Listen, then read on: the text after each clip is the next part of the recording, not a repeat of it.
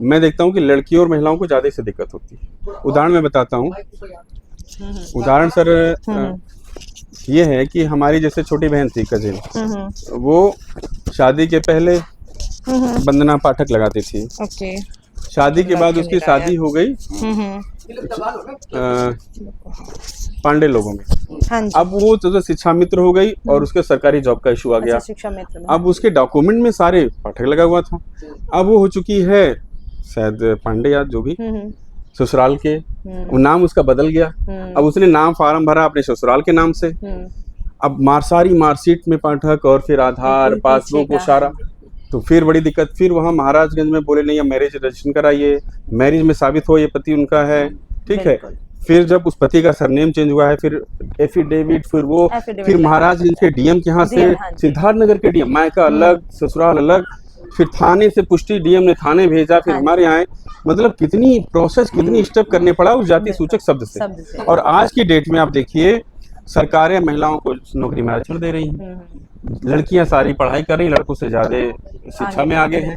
नौकरियों में भी आप देखिए हर जगह 50% से होती जा रही है। तो जब अच्छा पहले क्या था, जब सरकारी जॉब नहीं करनी थी तो सरनेम बदल जाता था, कोई दिक्कत नहीं होती थी। जो गृहिणियां हैं उनको नहीं इशू आ रहा है। लेकिन अब वो बच्चियां जो लगभग सब पढ़ाई कर रही हैं, जॉब में जा रही हैं, खास तौर से गवर्नमेंट जॉब में जा रही है, उनको लिए कितनी माथापच्ची। और आज आधार पैन लिंक का जो सिस्टम चल रहा है, आधार पैन पासबुक और उसमें मोबाइल नंबर, तो जरा सा भी एक स्पेलिंग चेंज होता है, कितना ज्यादा बड़ा सरदर्द हो जाता है। बिल्कुल बिल्कुल। अब उस बच्चियों से पूछिए जो शादी के पहले शादी के बाद, अब सारा एक डॉक्यूमेंट बदलवाना, आधार को चेंज करना, कितना परेशानी मेंटल, और फिर सरनेम पूरा चेंज कराना।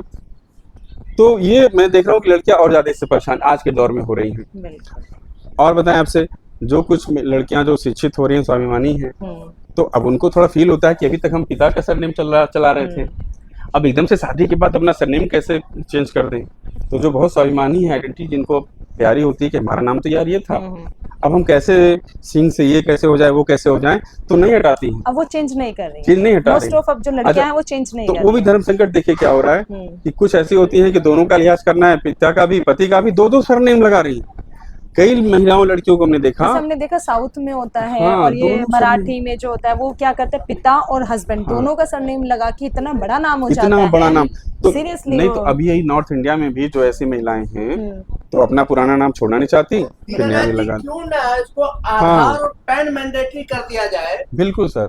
और आधार पैन बस, बाकी जीवन भर कुछ नहीं हो, आपके डॉक्यूमेंट में हो, एजुकेशन में हो, किसी से भी अगर पूछना हो, जॉब में हो, सर्विस में हो, तो यही पूछा जाए भाई तुम्हारा लास्ट आधार नंबर क्या है, तुम्हारा पैन नंबर क्या है। व्यक्ति को अगर इस व्यवस्था में चला जाए तो कैसा रहेगा। बिल्कुल सही है। जब आधार ही हमारी आइडेंटिटी हो चुकी है, पैन हमारा पहचान है, पासबुक और मोबाइल नंबर, हर चीज एक दूसरे से लिंक है, ठीक है। तो एक देखिए हर व्यक्ति का एक परिवार तो होता ही होता है, माँ बाप होते हैं, फिर उनके माँ बाप होते हैं, उनके माँ बाप होते, ननिहाल पक्ष और उसका कोई भी आदमी हो, तो एक हमारा परिवार ही हमारे पता होता है, कुल होता है, पीढ़ी होती है, खानदान होता है, ठीक है।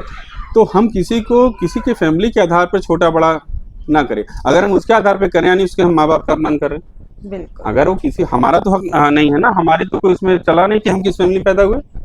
भाई हम अपनी सोच के थोड़ी पैदा होते हैं कि हम इस फैमिली में होना है, हम पैदा हुए। तो अगर हमारे माँ बाप के वजह से, हमारे परिवार की वजह से हमारे साथ कोई भेदभाव कर रहा है, तो हमारा भी अपमान हो रहा है, परिवार का भी अपमान हो रहा है, हमारे माँ बाप का अपमान हो रहा है। कोई कैसे बर्दाश्त कर सकते हैं इस चीज को। तो ये चीज हमको बुरी लगती है। और इस तरह से कुछ ना कुछ हमें निर्णय लेने होंगे कि सबसे बेसिक निर्णय यह है कि हम बाजी सब ना लगाएं, ताकि उसके आधार पे देखिए वो पहला चीज दिख जाता है आदमी का, तुरंत उसी आधार पे फिर बातचीत और सारी चीजें होने लगती हैं।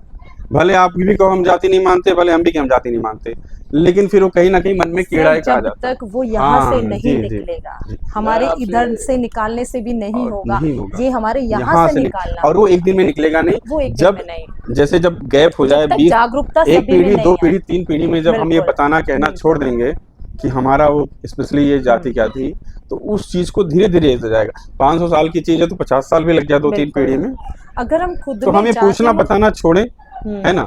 और फिर चीजें कई हैं, फिर और स्टेप जैसे हमने कही, हमें लोगों को बैठना पड़ेगा कि इन तीनों स्टेप पे व्यक्तिगत स्तर, समाज स्तर और प्रशासन स्तर क्या क्या निर्णय लेने होंगे, अंतरजातीय विवाह को कैसे बढ़ावा दिया जाए।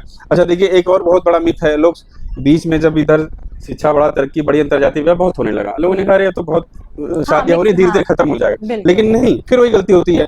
अंतरजातीय विवाह होने के बाद भी अब जो पति की जात होती है, फिर वो महिला की, लड़की की वही जाति हो गई, भले वो दूसरी जाति की थी, और उनके बच्चों का फिर सरनेम शुरू हो गया वाकई अब। तो ये एक बहुत बड़ी गलतफहमी लोगों में थी कि अंतरजातीय विवाह से जब तक आप फिर सरनेम नहीं छोड़ोगे या अपने बच्चों को बताओगे नहीं हम क्या जाति थे, या एक फिर जाति लेके चल पड़े, तो क्या? मैं यहाँ बताऊं, अगर हम इंटरकास्ट मैरिज कर रहे हैं उसमें भी क्या हो रहा है, लड़का जो है वो अपनी जाति की तरफ खिंचता है बाद में, सिर्फ वो जब तक उनका प्यार मोहब्बत चलती है तब तक है, उसके बाद वो लड़की उधर, कई कलेश भी हो रहे हैं इस चीज को लेके, जाति को लेके कलेश हो रहे हैं। फिर उनके परिवार वो बोलते हैं नहीं मेरा धर्म फॉलो करोगे, वो बोलते हैं मेरा धर्म फॉलो करो। आप समझो ना, जब तक दोनों के मन से यहाँ से नहीं निकलेगा तो तुम्हारा जो विवाह है ना, वो इंटरकास्ट मैरिज, वो भी कोई सक्सेसफुल बात नहीं। वही हमने कहा कि लो, ये जो मिथ हो गया ना, जो लोग सोचते थे, हो तो बहुत रहा है आज के जमाने में, घुल मिल रहे हैं, शादियां हो गई, भाई प्यार मोहब्बत में चली, हो गया, लेकिन उस पर उन्होंने स्टेप नहीं लिया। बिल्कुल नहीं, आगे हमें, अब हम एक हुए हैं, अब आगे से हमारी नो कास्ट, बिल्कुल तो नो कास्ट पे दोनों अपना सरनेम हटा दो सर, दोनों, अगर मैं बोलूं दोनों अपना सरनेम हटा दो, दोनों सरनेम हटाइए। अगर अंतरजातीय शादी कर रहे हैं और कह रहे हैं जाति हम नहीं, जाति नहीं मानते, नहीं मानते तो फिर क्यों लेके चल रहे हो, क्यों लेके फॉलो कर रहे हो भाई? बिल्कुल। और सर एक लास्ट क्वेश्चन की, अब आपका आगे का क्या, यहाँ तक कि आपने इतनी बड़ी जर्नी पूरी की है, तो अब आगे आपके क्या स्टेप्स हैं? आगे क्या? अब हम लोगों को थोड़ा सा न्यायिक हस्तक्षेप पे भी इंटरफेयर पे जाना पड़ेगा, कोर्ट का भी सहारा लेना पड़ेगा। जैसे अब मैं भी चर्चा कर रहे थे, जनगणना होने जा रही है, तो क्यों ना हम लोग, ऐसे लोग, क्यों हमें मजबूर किया जाए अपनी जाति बताने के लिए, लिखने के लिए, फला वर्ग है ना? आप जनगणना करते हो, आप नास्तिक को लिखते हो, इतने नास्तिक हैं, इतने आस्तिक हैं, तो जितने जाति मुक्त लोग हैं, जाति विहीन लोग हैं जो हम नहीं मानते, हमें आप जबरदस्ती क्यों जाति में थोपोगे? ठीक है, हम भारतीय हिंदू हैं, ठीक है, तो हमारे लिए भी एक अलग कॉलम बने, हमें भी चिन्हित किया जाए, गणना किया जाए जनगणना के दौरान कि भाई ये जाति मुक्त या जाति विहीन लोग हैं, सिंपल हिंदू हैं, जाति पता नहीं मानते, एक ये भी होना चाहिए। तो इससे एक शुरुआत होगी। अगर सरकार, दीनानाथ उपाध्याय जी की मांग है कि जब भी अगर जाति जनगणना होती है तो उसमें एक कॉलम ऐसे लोगों के लिए किया जाए जो जाति नहीं मानते हैं, तो उनकी भी संख्या पता चले कि भारत में कितनी ऐसे लोग हैं जो जाति को मानते नहीं है। अब कहने वालों के लिए, समाज में खड़े होके सेखी बगाड़ने के लिए तो बोलते हैं कि मैं जाति नहीं मानता, लेकिन जब अपने धरातल में आता है तो वो जाति मान रहा होता है। लेकिन पेपर के ऊपर कितने लोग जाति नहीं मानते हैं, ये भी निकलकर सामने आना चाहिए। तो मैं दीनानाथ जी की बात का समर्थन करता हूँ। इसी तरह हमने कहा, देखिए पहली बात हुई, हम जाति पूछना बताना छोड़ें, व्यक्तिगत स्तर पर, सामाजिक स्तर पर हम जातीय संगठनों से दूर हो जाएं, हम किसी ब्राह्मण महासभा, कुर्मी महासभा, क्षत्रिय महासभा, पासी महासभा में ना जाएं, और जातीय संगठनों पर सरकार प्रतिबंध लगाए, क्योंकि यही मन में जहर घोल रहे हैं, मीटिंग करके, गैदरिंग करके, ये हो जाओ, एक हो जाओ, ये क्या तरीका है? और वही जाके नेता आता है, कहता हमें एक मुश्त तोड़ दो। इंसानियत बची नहीं, लेके जाति को चल रहे हैं। देखिए कि इस जो व्यवस्था है, इस व्यवस्था में चाहे आप डॉक्टर बनाए, इंजीनियर बनाए, या फिर आप IPS बनाए, कुछ भी बनाए, मुख्यमंत्री बनाए, प्रधानमंत्री बनाए, ये जो व्यवस्था है, ये व्यवस्था ही बेईमान है, और इस बेईमान व्यवस्था में बेईमान लोग ही पैदा होंगे। इसीलिए इस व्यवस्था को दुरुस्त करें और ईमानदार व्यवस्था बनाएं, तब आपको सिर्फ और आधार और पैन बचता है, और आधार और पैन से आप एक नई व्यवस्था खड़ी कर देंगे, मैं ऐसा मानता हूँ। क्या इसमें आपका क्या विचार? सही बात है। देखिए, जब हम एक लंबे समय तक कर्म से जाति जुड़ी हुई थी कि ये फला सुनार है, ये बड़ाई है, मोची है, ये लोहार है, अब वो कर्म थे, ये पूरे विश्व में होता है ये काम, लेकिन आप पूरे विश्व में लोहार, बड़ाई, सुनार कहा जाता है, यहाँ उसको जाति कह दिया गया। अच्छा, उसने वो काम भी छोड़ दिया, एक पीढ़ी, 2 पीढ़ी, 3 पीढ़ी अपने मन से सब काम कर रहे हैं, कोई ना परिवार के ना समाज का दबाव कि तुम इस जाति को यही करना पड़ेगा, ना उसके मन में ये है भी, सब अपने अपने रुचि, योग्यता और हैसियत के हिसाब से काम कर रहे हैं, तो फिर क्यों उसको लेके ढो रहे हो भाई?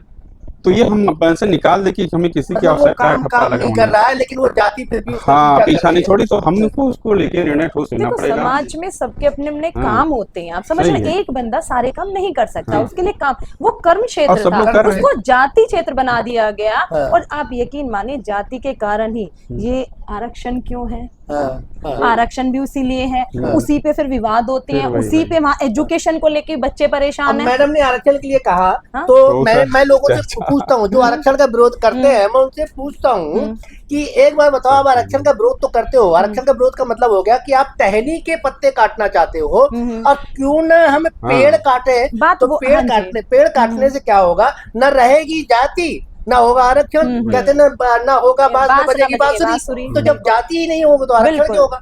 अब जब आरक्षण नहीं होगा तो इसके बाद भी जो छटेंगे, मैं वही कह रहा हूँ, पैन आधार बहुत जरूरी है।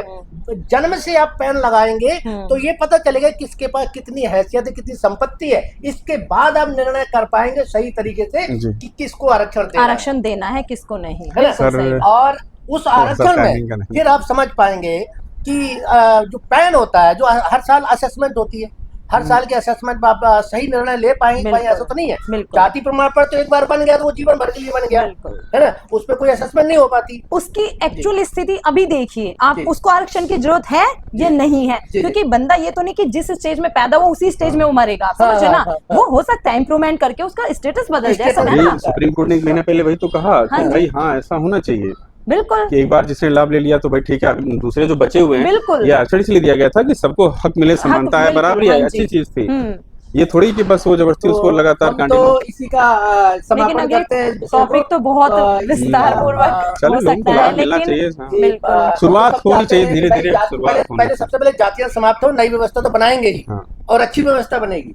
लोग हिम्मत तो करें, कर्म अपना छोड़ चुके, अच्छी बात है। मोदी जी ने हिम्मत की थी लेकिन पता नहीं कहाँ वो ठंडे बस्ते में चला गया है, भूल गए। एक क्वेश्चन का ले लीजिए और इसके बाद में समापन करना है।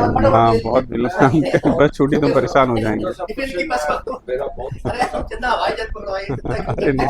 अनुभव के आधार पर मैं उसको उत्तर जानना चाहता हूँ। जी सर।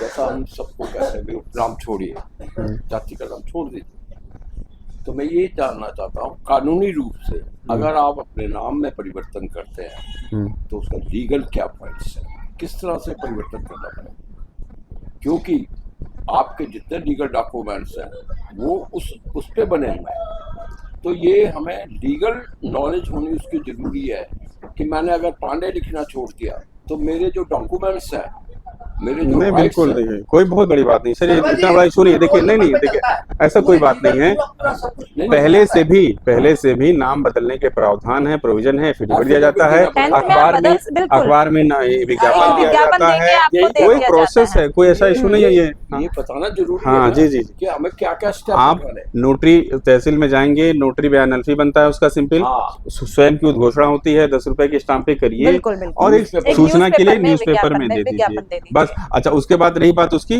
तो आप एक वर्ग होता है सामान्य, जो कहीं भी नहीं, अगर मान लीजिए अभी तक ये जाति भी नहीं भी होता है तो हम सामान्य में अपने आप को दर्शा सकते हैं, भाई हम सामान्य हैं, बात खत्म।